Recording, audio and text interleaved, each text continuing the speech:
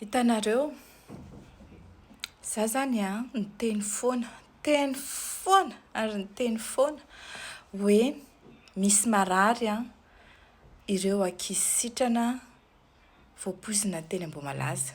Niteny a hoe mila tsaboina ireo sitranareo a fa sao dia miverina le aretina ary misy séquelles satria hatreto a mbola averiko ihany dia méthanol no hita tao anatin'ny analiza izay nataony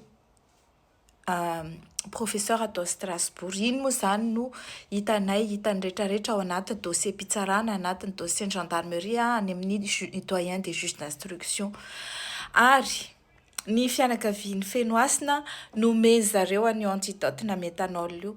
Fa tsy vitan'izay fa mila atao hémodialyse ireo ankizy ireo ary mila atao ihany koa fitsaboana isan-karazany arakarak'izay izay taovana ao anatiny tratran'le intoxication. Fa izany rehetrarehetra izany tsy ataon'le dokotera sy le hôpitaly ao Madagasikara. Dikan'izay mila evasanina reo ankizy ireo.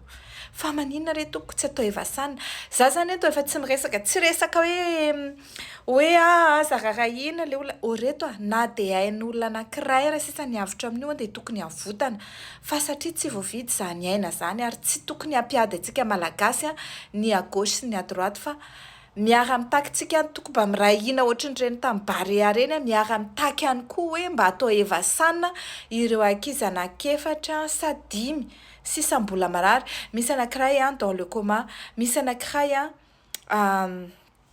marary any an-tranony vehivavy io, misy anankiray any an-tranony koa izy marary isan'andro izy hoentina any amin'ny dokotera dia atao radio. Fa le fitsaboana tena ilaina tena le hoe soins intensifs tsisy ao Madagasikara. Ary le fanafodina méthanol tsy omen'ireo dokotera mahagaga nefa ny avan'ny Fenoasina no omeny zareo somatsara. Za rassure fa misy amin'ireo avan'ny Fenoasina sitrana no omena an'io antidote io fa maninona reto ankizy reto no tsy omena. Mbola tsy hiditra lalina isika amin'izay resaka izay fa ny fantatsika aloha dia mila tsaboina, mila alefa evasanina ireo marary dia aleo re tsika mba miaraka mitaky an'izay. Possible ve? Mba mety ve? Zao ty anitry ny ala Deborah ty efa niteny hoe